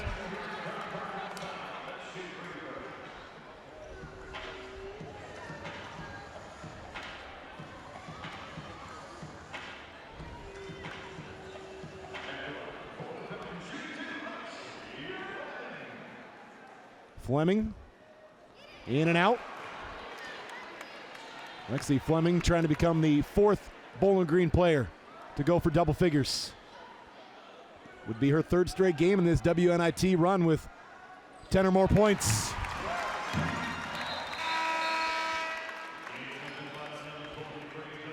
Shoots in for Welch. Defense to offense substitution.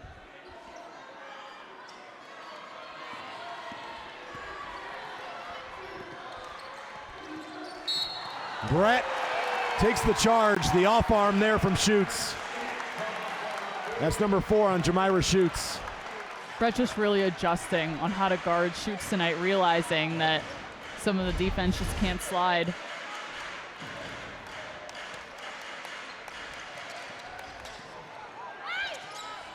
Hempfling looking up the floor. Now it's Fleming across the timeline. Less than 90 seconds. This clock can't tick down fast enough if you're Bowling Green.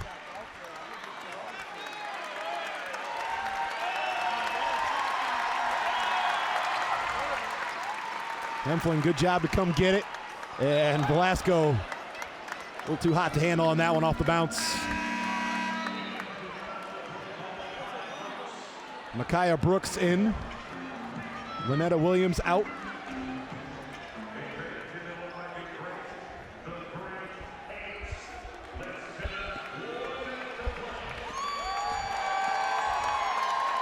From the wing, that's Jackson. Bowling Green has it with less than a minute to play, leading by 16. Stolen. Griggs. Shoots. 3 is good. 13-point game. That's 13 points now for Schutz. And for Schutz, all 13 coming in the second half. And this was a 27-point lead for Bowling Green at one point. 13-point game with 43 seconds remaining. Memphis not going quietly. This was a 30-point lead for Bowling Green at one point. 61-31 with 9:51 to play. Bowling Green led by 30. You have to wonder, maybe Bowling Green just getting a little tired, giving that all-out effort for 3.5 quarters. But look at Memphis, the scoring. 31 points through 3 quarters, 29 here in the fourth. And you see right there, there's the proof of the second and third quarter really causing problems there for Memphis. You can't afford to have single-digit scoring quarters.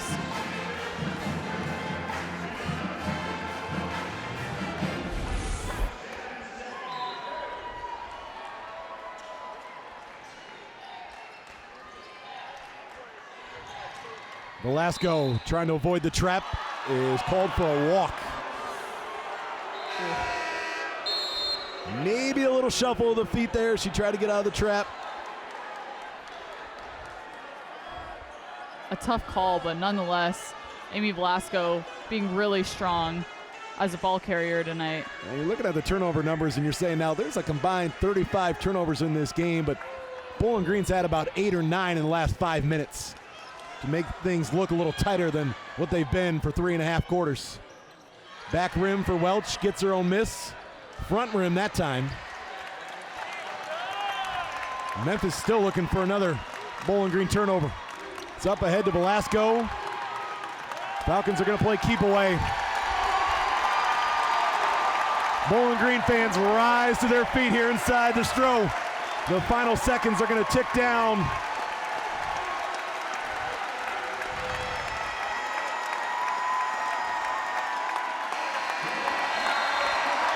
(73-60) the final. Bowling Green not done yet. The Falcons now a part of the Elite 8, the Great 8 in the WNIT. Bowling Green will await the winner of Florida and Clemson. We'll see if Bowling Green hosts in the next round. The Falcons, their 30th win of the season.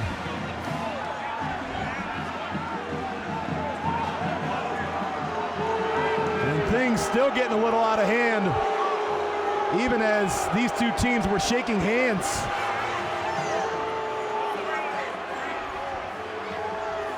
And Bowling Green's got to be careful not to respond here. But you do not like to see this. Robin Freilich wants to know what happened. Talking with the Memphis coaching staff.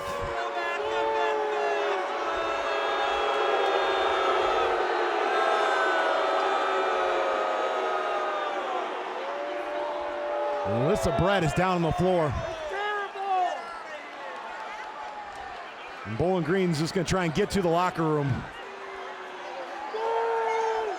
And Alyssa Brett, not okay right now. It's great to see her back on her feet.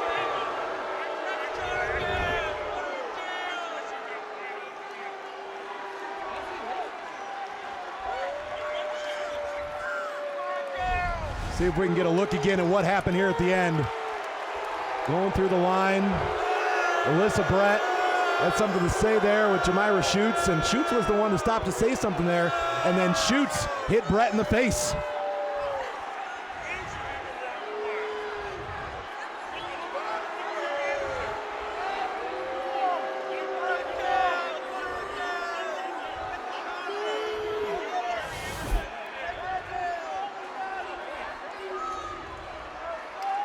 You don't like to see an ending like this. It will be Bowling Green moving on.